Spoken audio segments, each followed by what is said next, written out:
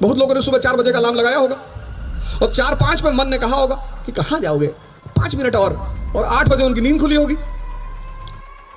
क्या घोड़ा इतना दौड़ता है, उसका जीवन सिर्फ 20 वर्ष है, और अजगर सिर्फ सोता है, उसका जीवन 100 वर्ष है। मैं 4 लाइन कहूंगा बस, और उस 4 लाइन में सूत्र भी है उन्नति के, उत्थान के, उच्चतम स्तर पर पहुंचने के। आप सभी जितने लोग यहां बैठे हैं, सबकी अपनी महत्वाकांक्षा है, किसकी नहीं है। यहीं से यह कविता शुरू होती है।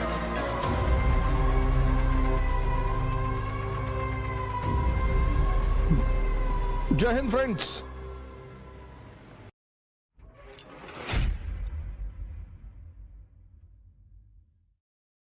रामधारी सिंह दिनकर और निराला जी और ऐसे बहुत सारे भारत के कवि जिन्होंने हमेशा समाज को आईना दिखाने का काम किया, उसमें से रश्मिरथ मुझे बहुत ज़्यादा पसंद है, बहुत। और मैं यहाँ बैठे समस्त जो मेरे मित्रगण हैं, मैं उनसे निवेदन करूँगा कि आप रश्मिरथ जरूर पढ़ें। आदरणीय मुख्यमंत्री जी के सम्मान में मैं 4 लाइन कहूँगा बस, और उस 4 लाइन में सूत्र भी हैं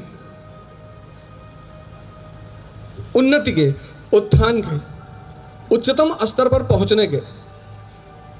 आप सभी जितने लोग यहां बैठे हैं, सबकी अपनी महत्वाकांक्षा है, किसकी नहीं है। यहीं से यह कविता शुरू होती है। वसुधा का नेता कौन हुआ, भूखंड विजेता कौन हुआ, अतुलित यश क्रेता कौन हुआ, नवधर्म प्रणेता कौन हुआ। वसुधा, पूरी दुनिया का नेता कौन हुआ, प्रभु श्री राम। भूखंड विजेता कौन हुआ, सम्राट अशोक। अतुलित यश क्रेता कौन हुआ, श्री कृष्ण। नवधर्म प्रणेता कौन हुआ, भगवान बुद्ध। कौन हुआ मतलब वो कवि कह रहा है कि कौन लोग ये सब हुए, ऐसा क्या चरित्र है उस व्यक्ति का, क्या नेचर है उस व्यक्ति का जो वसुधा का नेता हुआ, भूखंड का विजेता हुआ। तो अगली लाइन में उसको एक्सप्लेन करते हैं, जीवन में जिसने आराम का त्याग किया और विघ्नों में भी काम किया।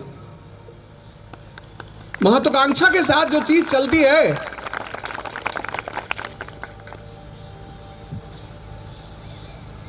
ताली बजा रहे ज्यादा सुनना है और जाने में किसी को दूंगे नहीं। महत्वाकांक्षा के साथ जो चीज चलती है उसका नाम है विघ्न, संघर्ष, चुनौतियां, चैलेंज। विघ्नों में जिसने काम किया, क्या काम है विघ्न का, इसको अगली लाइन में समझा है कि ये जो चुनौती है, ये जो चैलेंज है, ये जो संघर्ष है, इसका रोल क्या है जीवन में।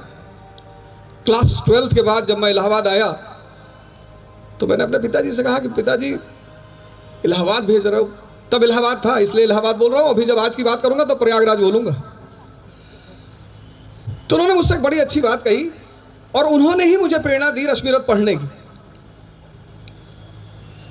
जब हम पहली बार यहां आए तो शुरुआत में तो शौक था कि टिफिन मंगाएंगे।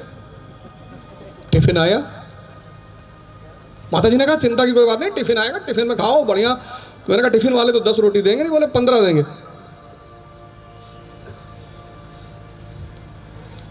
टिफिन आई पहले दिन, दाल में जब मैं दाल खोजने लगा तो दाल थी ही नहीं। 10 दिन टिफिन का खाना खाया, पीलिया का सौगात मिला, पीलिया हो गया, घर भागे। तो पिताजी ने कहा ऐसे थोड़ी, अब गए हो तो खुद से खाना बनाओ। विघ्नों में जिसने काम किया, विघ्न का काम क्या है, संघर्ष का काम क्या है। जीवन में विघ्न जब आता है, क्या आंसर है उसका, जीवन में विघ्न जब आता है सोते से हमें जगाता है। जगाने का काम है संघर्ष का, जगाने का काम है विघ्न का। आरंभिक जीवन के 15 वर्ष आप परिवार में रहे, घर में रहे, माँ बाप के साए में रहे, खूब मस्ती किया और माता जी ने लौकी की सब्जी बना के दी और आपने उठा के फेंक दिया कि रोज रोज लौकी खाएंगे, दिमाग खराब है। जीवन में विघ्न जब आता है सोते से हमें जगाता है। कैसे कैसे जगाता है? अगली लाइन है, मन को मरोड़ता है पल पल, तन को झकझोरता है पल पल।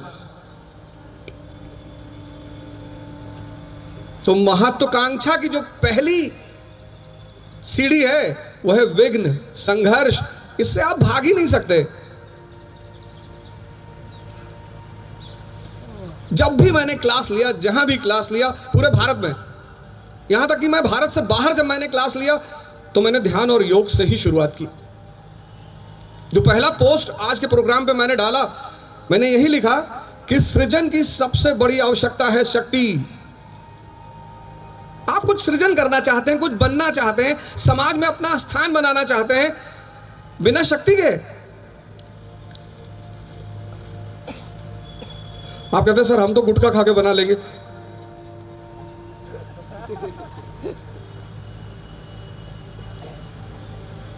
बिना शक्ति के सृजन नहीं हो सकता, सिद्धांत है ये। शक्ति आएगी कहां से? कौन सी शक्ति? पूजनीय महाराज जी ने आपको पहला महायोग कराया, अद्भुत योग, अद्भुत मंडूकासन कराया आपको। शक्ति ये जो चीज है, ये जो आसन है, ये जो विद्या है, ये दो शक्तियां पैदा करेगी, एक शरीर की और एक मन की। साइकोलॉजी आज एक सब्जेक्ट पैदा हुआ पश्चिम में। साइकोलॉजी बेटा है पूंजीवाद का। इस देश ने मन का अध्ययन आरंभिक काल से, और सिर्फ अध्ययन नहीं, उस पर विजय। जीवन में विघ्न जब आता है सोने से हमें जगाता है, मन को मरोड़ता है पल पल। देखो तैयारी कर रहे हो आईएएस की, मन को मरोड़ता है पल पल कि कहां पढ़ रहे हो, सबका थोड़ी होता है। मन बड़ा प्यारा इंस्ट्रूमेंट है शरीर के अंदर, कुछ भी तर्क दे देगा, कुछ भी। बहुत सारे लोगों ने वादा किया हम आएंगे, लेकिन शायद मन ने नहीं आने दिया। किसी साहब ने मुझसे कहा कि आप योग ध्यान वगैरह की बात करते हैं। मैंने कहा हाँ। क्या घोड़ा इतना दौड़ता है, उसका जीवन सिर्फ 20 वर्ष है, और अजगर सिर्फ सोता है, उसका जीवन 100 वर्ष है।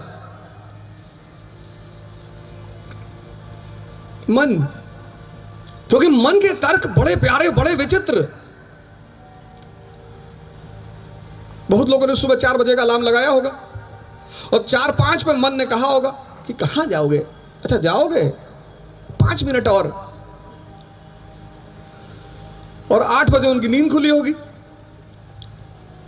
पश्चाताप करेंगे, अभी मैसेज भेजेंगे, सर माफी चाहते हैं, सर गलती हो गई, सर पैर में बहुत दर्द हो रहा था सर।